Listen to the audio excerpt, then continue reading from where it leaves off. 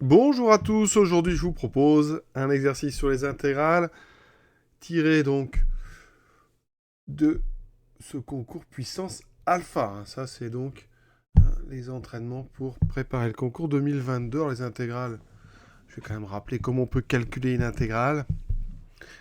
Quand on a l'intégrale entre a et b de f de x, ici dx, eh bien il faut que votre fonction f soit continue sur l'intervalle ab. Et il faut trouver une primitive de f, et on va prendre cette primitive en b moins la valeur de cette primitive en a, d'accord et quand on est grand F, on doit tomber sur f, sur petit f. Donc à chaque fois, eh bien, il va falloir essayer de voir qu'est-ce qui en dérivant peut donner ce qu'on a sous le symbole intégral.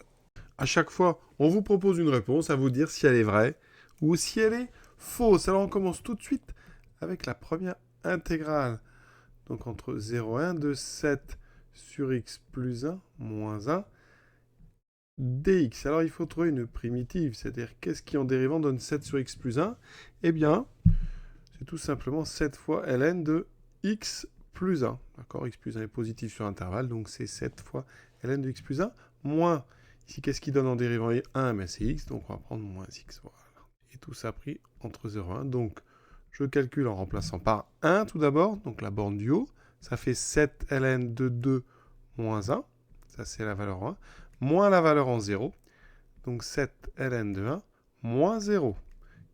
Je rappelle que ln de 1 vaut 0, donc il me reste 7 ln de 2 moins 1. Donc, vous pouvez remarquer, la première proposition, eh bien, elle est vraie.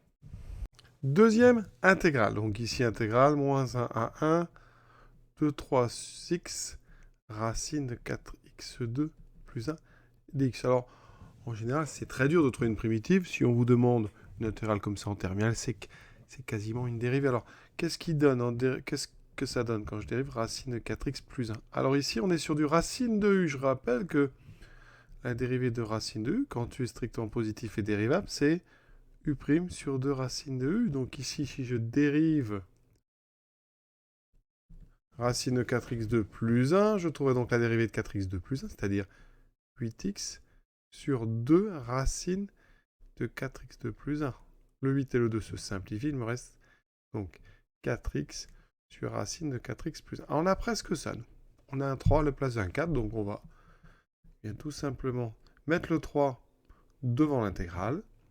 On peut le sortir par linéarité. On va rajouter un 4 en haut à la place de ce 3. Et comme je rajoute un 4, eh bien je peux le simplifier. Donc devant l'intégrale, j'aurai 3 quarts.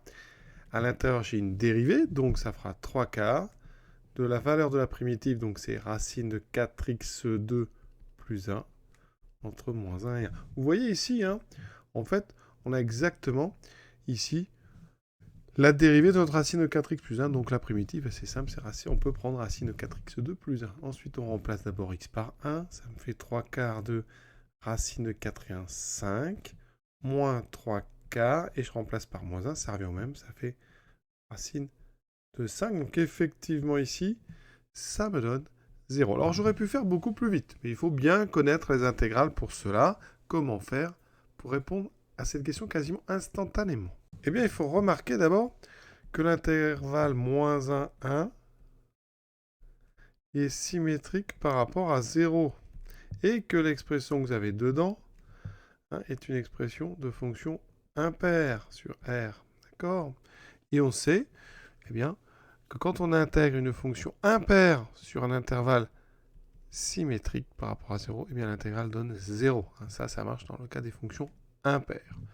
C'est une histoire d'air algébrique. Vous avez autant d'air au-dessus de l'axe des abscisses que d'air en dessous. Et comme on fait la somme, eh bien ça s'annule par symétrie centrale. Les fonctions impaires ont des courbes qui sont symétriques par rapport à l'axe des ordonnées. Regardez sur GeoGebra, voici la courbe de cette fonction sur moins 1. Quand on regarde donc l'intégrale, vous avez ici une partie de la courbe qui est en dessous, une partie de l'autre côté qui est au-dessus. Ces deux parties sont symétriques par rapport à l'origine, donc les airs. L'aire de gauche va être compté négativement, l'aire de droite positivement, donc on obtient bien une intégrale égale à 0. L'intégrale, donc B, est donc vraie. L'intégrale suivante, donc une intégrale trigonométrique, on a sinus, on a cosinus. Je rappelle que la dérivée de sinus, c'est cosinus. Donc si je pose u de x égale sinus x. U' de x, c'est donc cosinus x. Donc, mon intégrale, c'est l'intégrale de 0 à pi sur 3 de U' fois U de x dx. Et il y a une dérivée qu'on connaît. Hein, la dérivée de U carré, quand U est dérivable, c'est 2U'. Donc ici, j'ai presque 2U', j'ai U', donc je vais rajouter un 2. Évidemment que je compense en mettant un demi devant l'intégrale. Et donc, j'ai trouvé ma primitive, ça sera U carré, c'est-à-dire sinus x au carré, pris entre 0 et pi sur 3. Maintenant, on remplace x par pi sur 3, ce qui me fait un demi de sinus carré pi sur 3, moins 1 demi sinus carré de 0. Mais sinus 0, vous savez que ça vaut 0. Donc ici, il va me rester donc, ce sinus carré de pi sur 3. Alors, sinus pi sur 3, hein, il faut savoir combien c'est. Hein. Vous savez que pour avoir du pi sur 3, il faut prendre une moitié ici. Hein, donc vous êtes assez haut. Vous êtes donc à racine de 3 sur 2 au niveau du sinus. Hein, d'accord? Donc ça fait un demi de racine de 3 sur 2 au carré. Ce qui me fait un demi fois 3 sur 4. Hein, et donc 3 sur 8. C'est effectivement ce qu'on me proposait. Donc la réponse, elle est vraie. Et il me reste la D. Alors là, c'est un grand classique. On va dire que c'est de la culture. Ce genre d'intégrale, ça ne s'invente pas. Qu'est-ce qui en dérivant peut donner 2 sur x ln de x? Alors c'est une astuce, parce que 2 sur x ln de x, on va l'écrire, alors le 2 on va le garder, et on va mettre 1 sur x en haut sur ln de x. Et en appelant u de x ln de x, regardez ce qu'on a. On a en fait 2 fois u' sur u de x. Donc une primitive de u' sur u, vous le savez, c'est le logarithme de valeur absolue de u. Donc ici, on obtient, alors le 2 va rester, et on obtient 2 fois ln de valeur absolue de u, c'est donc ln de valeur absolue de ln de x. Voilà. Alors la valeur absolue ici ne va servir à rien parce que sur e carré e cube, ln est positif, mais c'est quand même important de voir, de le préciser en tout cas. Donc maintenant je remplace x par e3, ça me fait ln de